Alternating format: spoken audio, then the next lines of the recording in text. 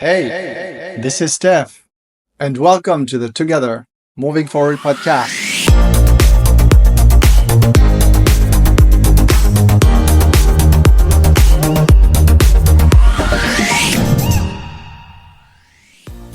Hello, everyone. I'm Stef Vachon, and I'm a human being. Again, welcome to the Together Moving Forward podcast, finally loving and respecting ourselves.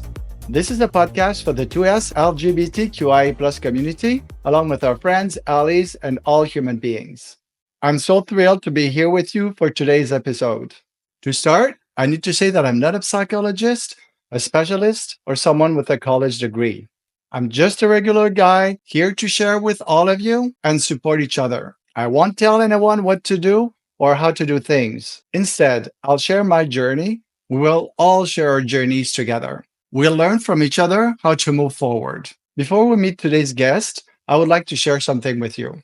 If you watched or listened to the previous episodes, you already know that figure skating has been and still is a big part of my life. After 15 years off, I started training back on the ice last summer and registered for competitions. And my goal is really to go to the Gay Games in 2026 in Valencia. Now, my first event is this weekend. By the time you're listening to this, it's already done. So I will for sure let you know how it went. Anyway, I have so many mixed emotions right now and feel overwhelmed by all of them. Of course, I don't feel ready, but I will never feel ready. So I just have to get over that. I am beyond petrified, but so happy and excited at the same time. I can't believe it.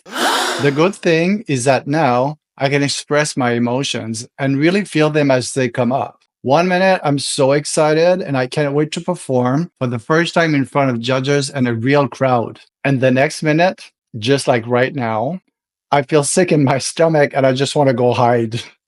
If I really think about it, for me, it's not really the final destination, but the journey getting there that makes me happy. The training, choreographing my program, choosing my costume, etc. I can and have to apply this to my day to day life in all aspects. This makes me realize how much I need to pay attention and what's really going on in my head and in my body.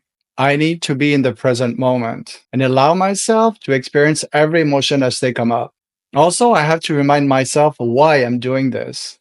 It's because it makes me happy, not because I have to prove anything to anyone or to myself, and certainly not because I have to be perfect, especially for my first time in such a long time. I also think what's really important is to not having any regrets and going after the things I really want to do before it might be too late. We never know, right?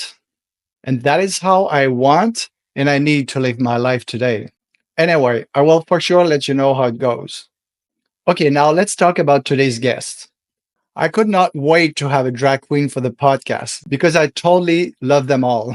Messy Margaret replied to my message right away, just a minute after I contacted her with a big yes. We have never talked or met yet. We've only exchanged emails and messages. From our conversations, I can already tell you that she isn't just a drag queen who performs. She's also a source of representation for young queer kids trying to find their place in this world. To me, that is so important. Finding a meaningful purpose in what you love to do. I'm really looking forward to this and excited to meet her for the first time, just like you. So let's not wait any longer. Hello. How are you, darling? Good. It's so nice to finally meet you. You as well. How are you? I'm good. Yourself? Not too bad. We're here with Messy Margaret. Thank you so much for taking the time. It's great. Absolutely. No, thank you for having me. This is the first time actually that we also meet and see each other. So could you tell me who's Messy Margaret and when was she born? Who is Messy Margaret? Okay. Well, Messy Margaret is a Toronto-based drag queen. She's definitely more of like the comedic, campy kind of variety of drag, which I love because that's my background as a performer. And she was born officially on January 8th, 2020. I'd always had like an interest of doing drag, but various things always kind of stopped me from doing it. More specifically, like makeup, costume. It's a lot. It's a lot to learn and a lot to kind of take in when you're first starting. And I'm not visually artistic, so makeup was not was not Really? strong suit. And so that's why I chose Messy Margaret, because Messy just kind of gave me more to kind of play with. And my name Out of Drag is also like a double M. So I thought it was a fun little combination to put together. But yeah, January 2020 was when she first walked in Toronto's Village. I didn't perform, but I walked around. And then I thought, okay, let's give it a try. So I started doing open stages, which is like an open mic for drag performers. Mm-hmm. And at that time, there were a few of them on Church Street. And now those ones are still there. And then a few more have been born, which is great for artists that are just starting. And so I started doing that. And then a little thing called COVID happened and shut everything down. So I took that time to kind of play with makeup, and I really leaned into my comedic acting side and started doing like POV videos on TikTok, and that grew me a following. So I kind of started there, and then when things opened up, I started to go back out to the open stages, and yeah, it just kind of was one thing kind of after another. Like once the door opened, it was just kind of opening all those other little doors. And then I started a company around drag performance, because the best advice I ever got in theater school was don't wait for opportunities, create opportunities. And that always stayed with me. So I thought, in this market of drag, being a little bit more comedic and a little bit more campy isn't as mainstream as like the girls that like to dance and do all the tricks and stuff, which is amazing to watch.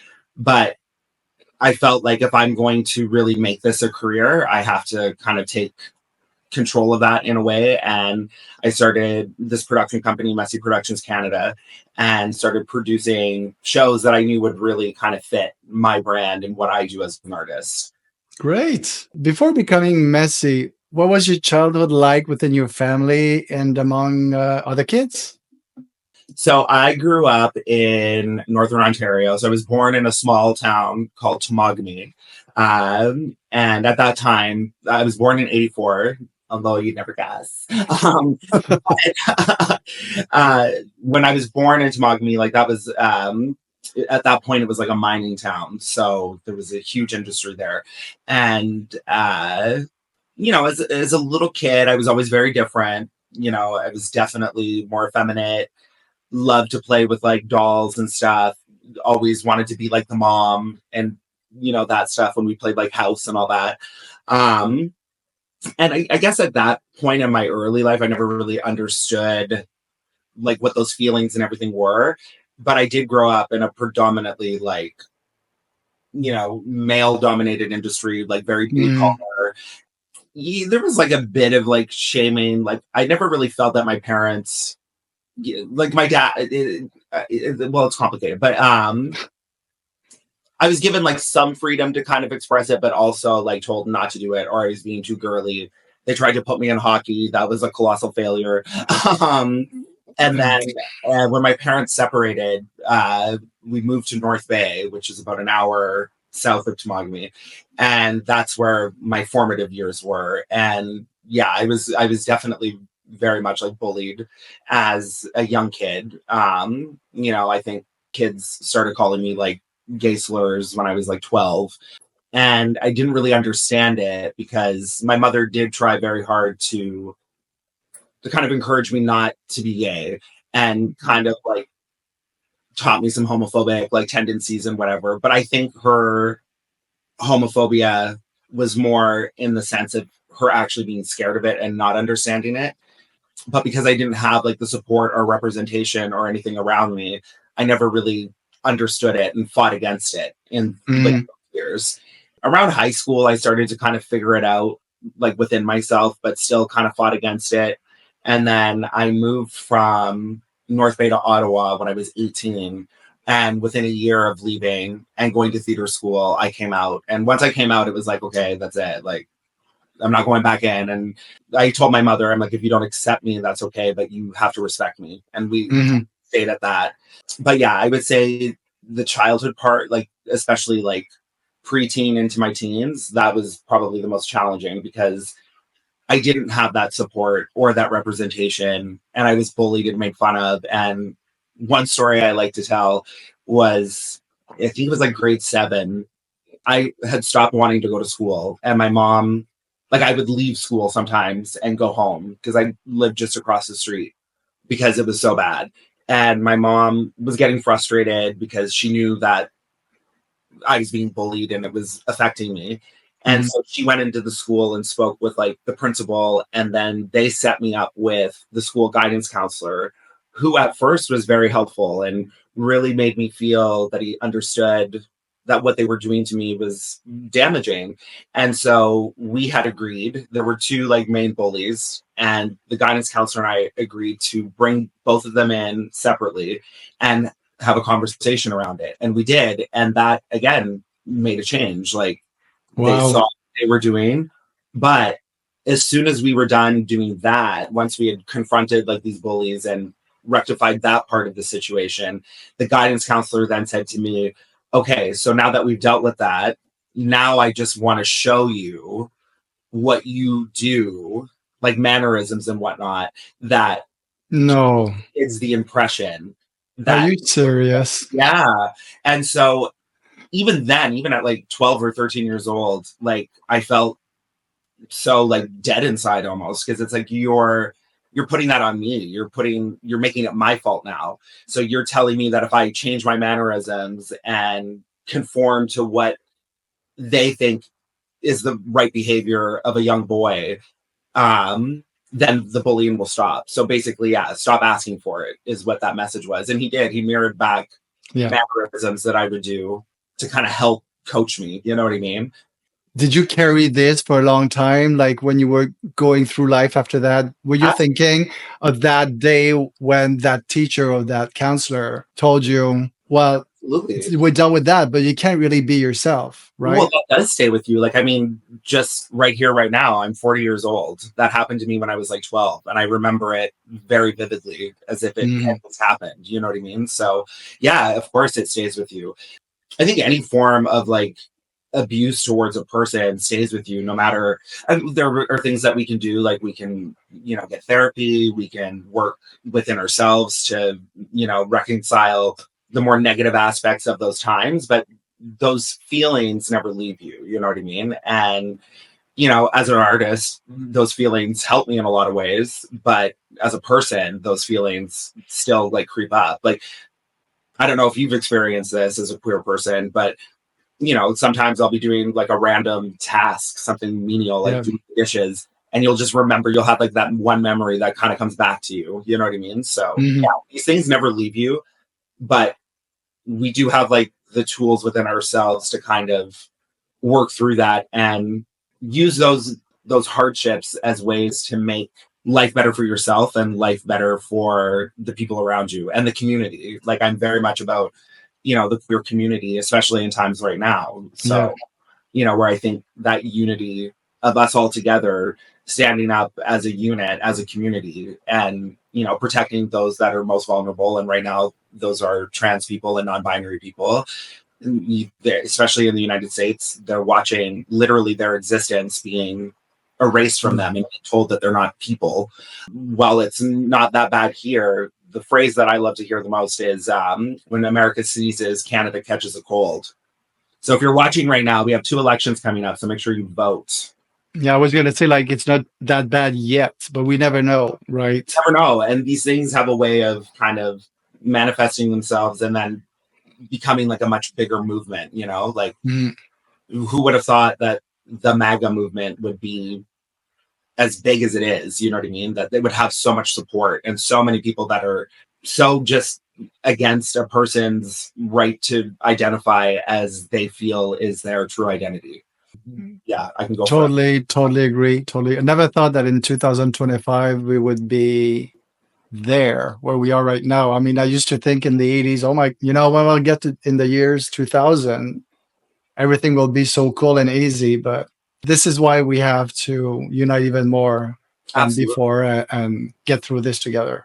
And protect those that are the most vulnerable in Yeah. our community. And to use, like, as a drag artist, all drag artists, we have these platforms that allow us to speak to people outside of our community. And I do at my shows, I always take a moment to talk about these things because it's important, and Yeah. also need that support from the allyship. We have come so far in our rights, especially as gay people. We've come so far in our rights, but now we're watching everything kind of scale back a little bit, and they're using trans people to kind of start that scale backward, right? And this is where I get frustrated, especially with gay men, especially gay white men, who feel that it's not a problem for them. You know what I mean? Like, or they don't want to claim that as part of our community, but they don't understand that if we start stripping the rights of people on this side of the community, it's all going to come back down to us. These people don't care about any of us. And if they're using you to be part of their political campaign or whatever, to be like, oh, like this queer person supports me or this Black person supports me. But it's like, they, first of all, don't speak for a whole community. And also, you're being used as like a political pawn to show a facade, because behind that facade is literally like Nazi Germany. And like, they've let that happen. You know what I mean? So, And I think they also use that to create differences, like yeah. you were saying about the gay men saying that nothing is happening to them yet. But that makes me so upset. But so there's going to be, I think that it's not a good thing right now, but I think there's going to be other movements that are going to come up and do something about it. So, okay. So for my next question, what part of your journey would you like to showcase?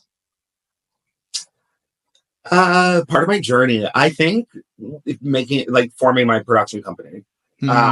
So Messy Productions Canada, as I said, was something that I started to create opportunities for myself and for other drag artists.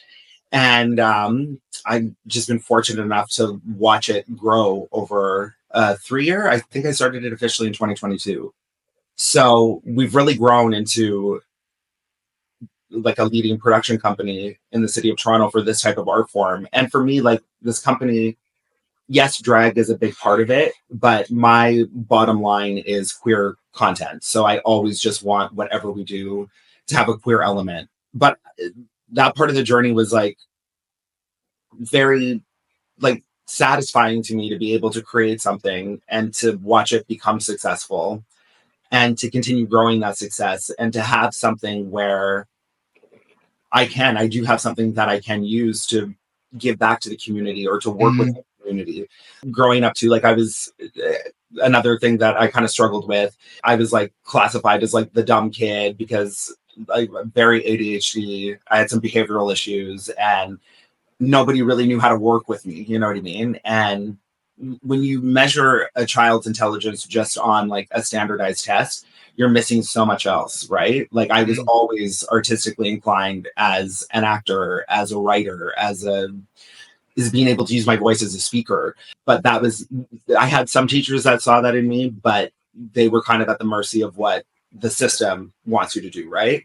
So to be able to create something and to know that I have like the intellectual power to like do that kind of helps reconcile that part of my childhood as well, to have something that I created and to be able to continue having it grow. And of course, I have like other people that have helped me along the way and that have worked with me, but to know that that my ultimate vision I was able to bring to life. And now the bigger it gets, the more I want to use it to give back to the community and to work within the community. I come from a very humbled working class background. So yeah, the idea of making money in any capacity is always great. I think everybody kind of feels that. But my intention is not to make the most amount of money for myself. You know what I mean? It's to be able to give back. And what role has our community played in your life? It's played a huge role in my life, especially once I was able to be in it. You know what I mean? Like when we grow up in different areas and we don't have like that community around us, when we do find the community, we really find ourselves in it. So yeah, the queer community raised me in a lot of ways. Like I was young enough that when I came out, I was like 19, um, and immediately started making friends with other queer people. And in my mid to early 20s or my mid 20s, I worked in the gay village in Toronto as a server bartender. You know what I mean? So yeah, the community has definitely raised me, helped me find who I am, helped me find, members of a chosen family, which I think is Yeah. very important for a lot of queer people. Yeah, I think without it, I wouldn't have anything that I have today. In the end of the 80s and 90s, the village was like so big, and it saved my life. Absolutely. It was great to be there and finally feel like I can be myself, Yeah. Absolutely. That's, I think, the biggest power in this community is Yeah. that when we find each other, especially when we come from a place that we don't have each other at all, Hmm. feel isolated or alone, when you find your people, it really is very empowering and a feeling of you finally have somewhere where you belong. Yeah. Yeah. With everything that is going on right now in the world, about our community, how do you stay hopeful and positive? I okay. I stay hopeful and positive because we've been through stuff before. This isn't the first time that we've had to fight for our rights or fight for even just our right to be able to exist. So we have done it. We know we can do it. And I think we also live in an age now of easy access to information, which can be a hindrance as well because there's a lot of misinformation that circulates around. But it's easy to find even our communities through social media. Let's say, for example, like let's say you're a young kid in North Bay, very similar situation to what I had to grow up with. Now you have at your fingertips at least the ability to peer into a world that might not exist tangibly for you right now, but you can see it. You know what I Yeah. mean? We didn't have that growing up. No.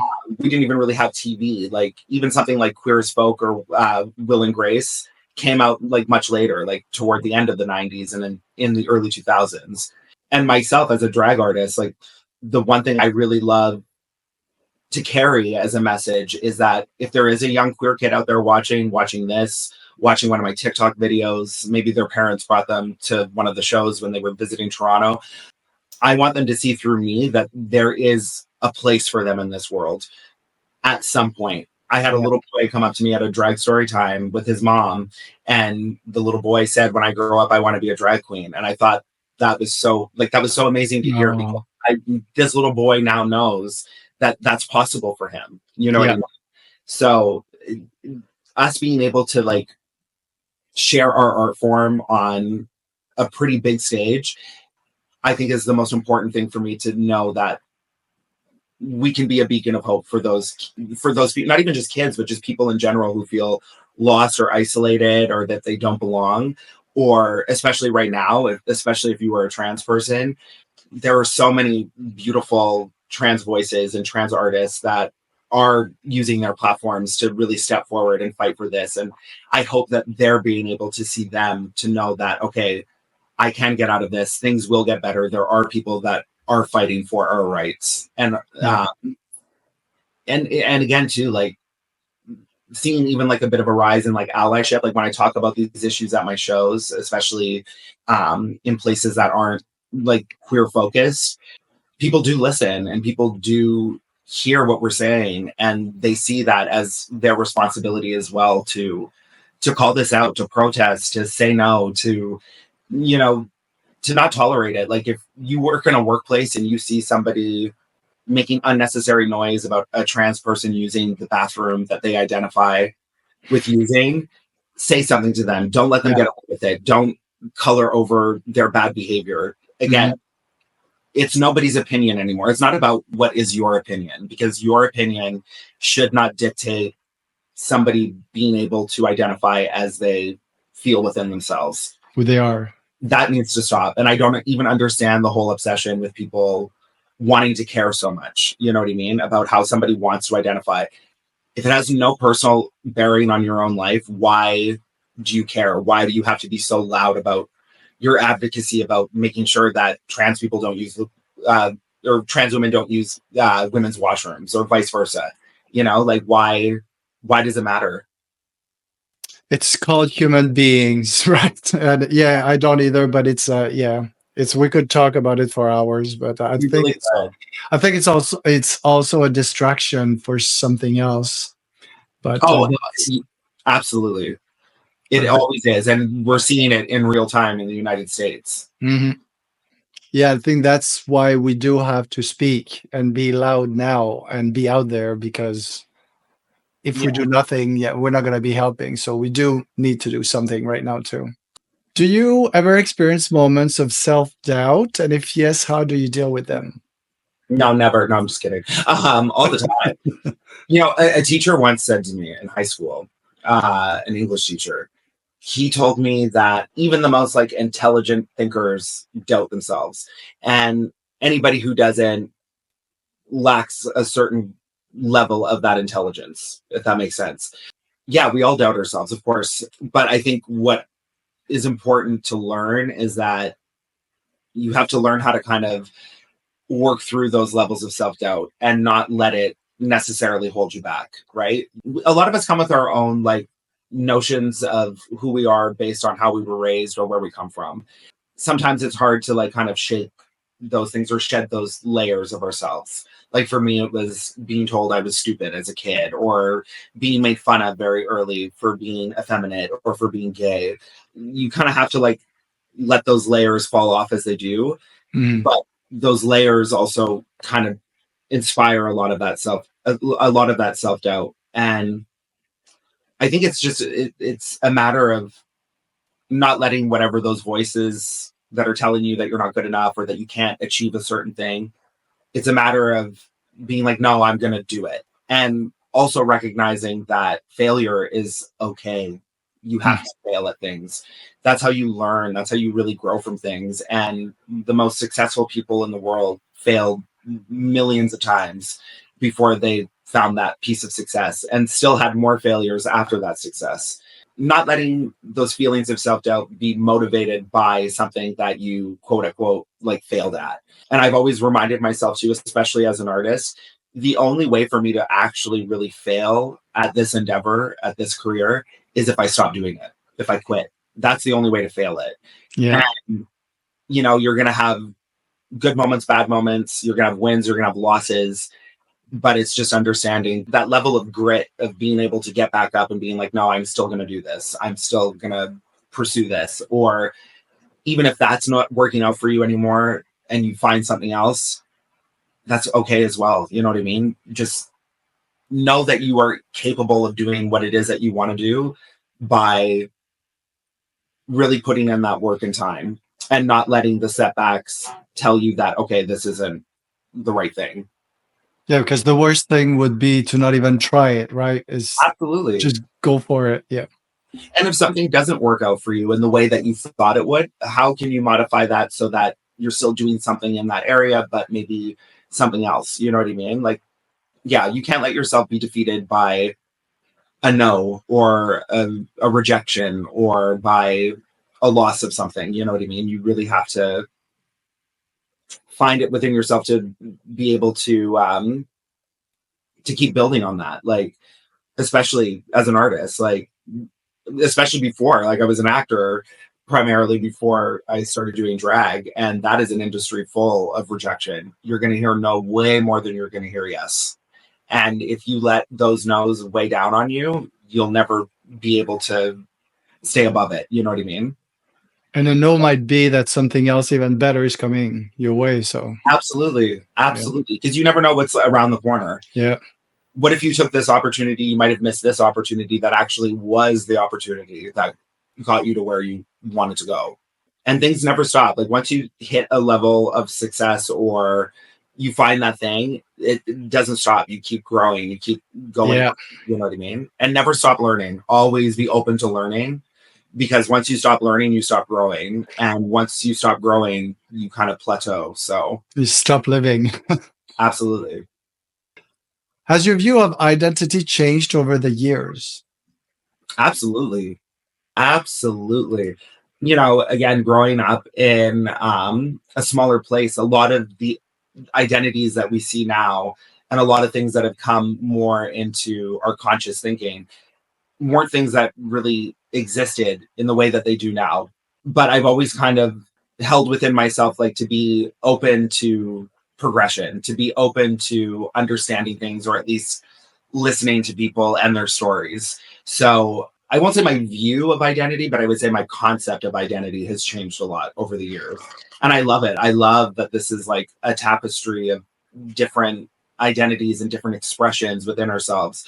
And I think the more that we kind of nurture that and accept that, the bigger and more beautiful our community becomes. Exactly.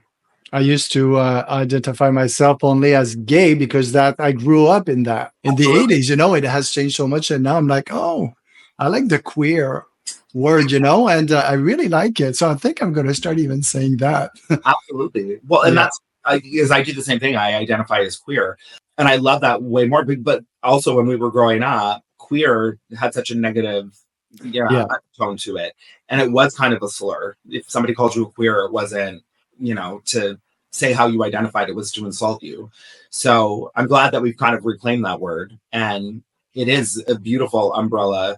yeah, Uh, Word to kind of unify all of us and to bring us all together as a community. But I yeah, think it's still important to understand that there are other aspects of the community that, again, we have to protect and nurture and make sure that their rights are being yeah. seen, and also amplifying their voices and really showing the beauty of their existence. When and where can we see Messy Margaret? Where and when? Wow. You can see her performing around Toronto. I do a lot of drag bingos, drag brunches, and drag bingo brunches kind of merged together. We're also, like, through Messy Productions, we're available for private shows. Like, we do private events like birthdays, bachelorettes. No event is too much. I would even do a funeral, like anything that you want. Uh, and then we do corporate events as well. Mhm. We do those mostly throughout the month of June. So I also love to take the opportunity to remind corporations that they can have this wonderful drag entertainment all year round. It is not just the month of June. We are always available. And right now, another one of my focuses is expanding out. Like, I've done a few shows in my hometown of North Bay. I've done a show just outside of Sudbury, and I'm going back actually in April to both of those places.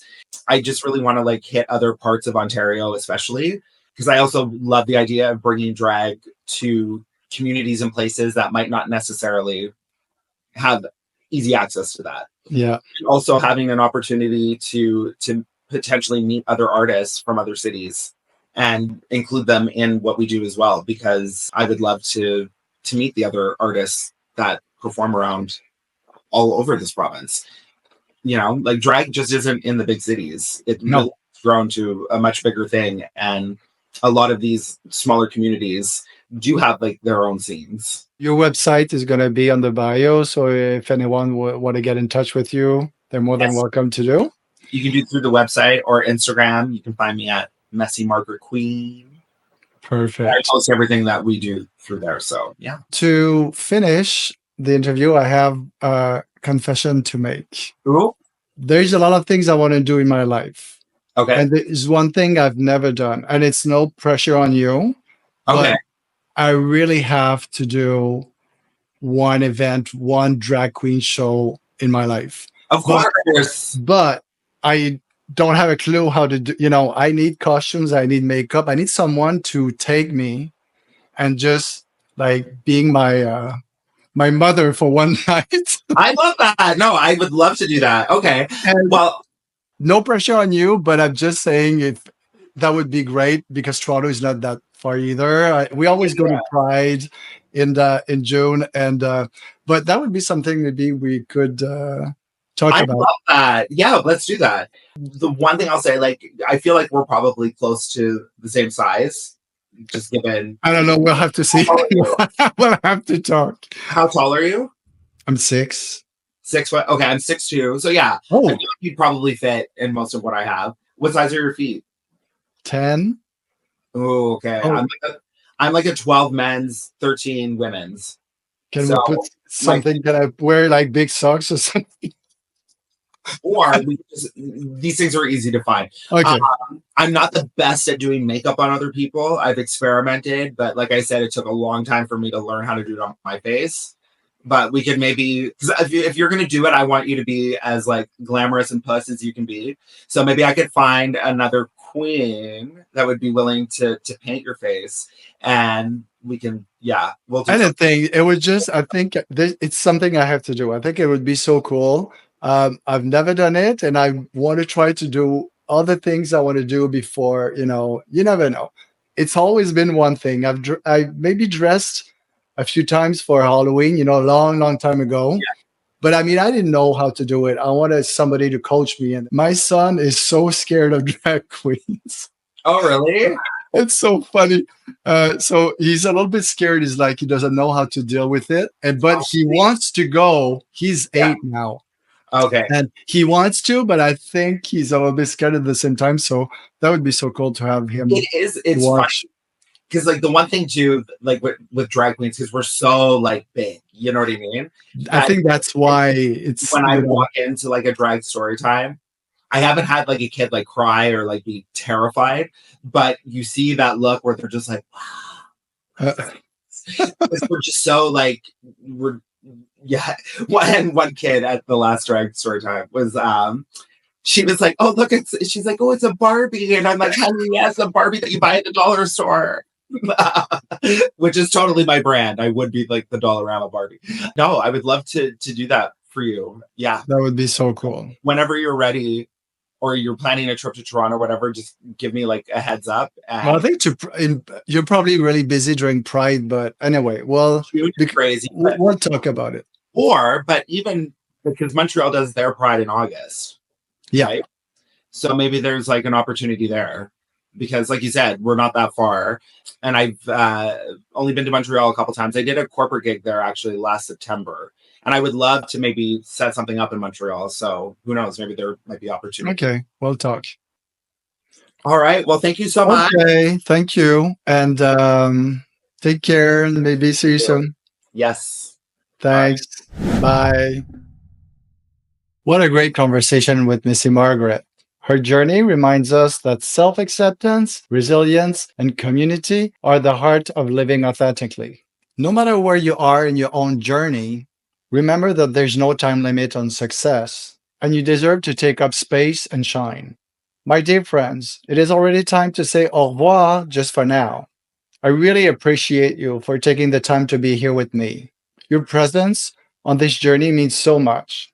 And every step you take towards being your true self is something to be proud of. Join me next Wednesday for another episode of the Together Moving Forward podcast, where we'll continue to explore stories that inspire, empower, and remind us that we're never alone. Everybody, share this podcast and spread the good news. Remember, solidarity beats hate. The more we unite, the stronger we become. Because at the end of the day, we are all equally human and we all deserve the same rights. One last thing before I go. Put your hand on your heart and repeat after me. Yes, all of us together. I celebrate my journey and the person I am becoming. Yeah, I celebrate my journey and the person I am becoming. My dear friends, see you next week. Ciao.